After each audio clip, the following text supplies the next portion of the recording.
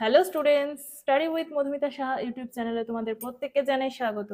আজকে আমি তোমাদের জন্য আমাদের পরিবেশের উপর যে প্রশ্ন তোমাদের পরীক্ষা আসতে চলেছে তার ভিডিও নিয়ে চলে এসেছি। তোমাদের ফার্স্ট ইউনিট টেস্টে আমাদের পরিবেশ থেকে কিরকম প্রশ্নপত্র আসছে এবং তার উত্তর সহ এই ভিডিওতে তোমরা দেখতে পাবে, তাই ভিডিওটা প্রথম থেকে শেষ পর্যন্ত ভালো করে মন দিয়ে দেখো, তাহলে তোমরা পরীক্ষাতে ফুল মার্কস পাবে। প্রথমেই বলি, তোমাদের সময় থাকবে 40 মিনিট। প্রথমে তোমরা তোমাদের নিজেদের নাম, রোল নাম্বার এবং এখানে তোমাদের স্কুলের নাম ঠিক করে লিখে নেবে। এবার দেখো প্রশ্নটা কি এসছে, সত্য অথবা মিথ্যা লেখো। ক, চামড়া আমাদের শরীরের বর্ম, এটা কি সত্য না মিথ্যা? সত্য হলে সত্য লিখতে হবে, এটা অবশ্যই ঠিক, সত্য হবে। দোআঁশ মাটিতে বালি আর কাদা প্রায় সমান সমান, এটা সত্য। গয়েরটা, মাটির অনেক নিচের স্তরে বৃষ্টির জল খুব সহজে যাবে, এটা মিথ্যা। যক্ষা বা টিবি রোগের জীবাণু খুব মারাত্মক নয়, এটা মিথ্যা। এবার দেখো সঠিক উত্তরটি তলায় দাগ দাও। প্রথম পোষ মেনেছিল কুকুর। ক্ষয়েরটা, একটি শিকারী মাছ বোয়াল। পরেরটা, রোদ শরীরে মেলানিন তৈরি করতে সাহায্য করে। এরপরটা, অস্থি মজবুত করার জন্য ক্যালসিয়াম দরকার, হাড় মজবুত করতে আমাদের ক্যালসিয়াম দরকার। শূন্যস্থান পূরণ করো। সিমেন্ট প্রথম হয়েছে প্রায় 200 বছর আগে। মস ফান্ডাও মাটি তৈরি করতে সাহায্য করে।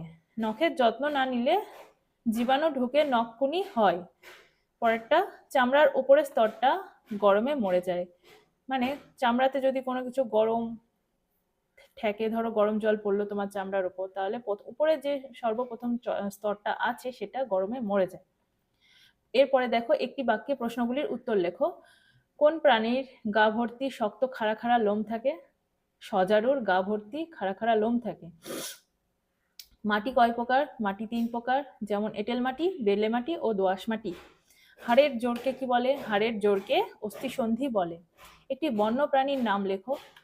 একটি বন্য প্রাণীর নাম বাঘ। নিচের প্রশ্নগুলির উত্তর লেখো। মেরুদণ্ডী প্রাণী কাকে বলে? একটি উদাহরণ দাও। 1 + 1, 2 নম্বর আছে।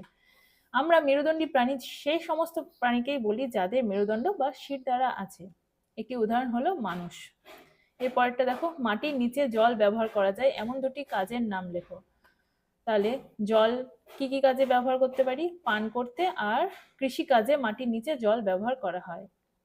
এরপরটা দেখো, লিগামেন্ট কাকে বলে? কনুই থেকে কবজি পর্যন্ত হাড়ের নাম কি? হাড়ের অস্থিসন্ধিগুলি এক ধরনের দড়ির মতো জিনিস দিয়ে আটকানো থাকে, এগুলোকেই লিগামেন্ট বলে। কনুই থেকে কবজি পর্যন্ত হাড়ের নাম আলনা ও রেডিয়াস। তাহলে এই হচ্ছে তোমাদের প্রশ্ন উত্তরের সেট।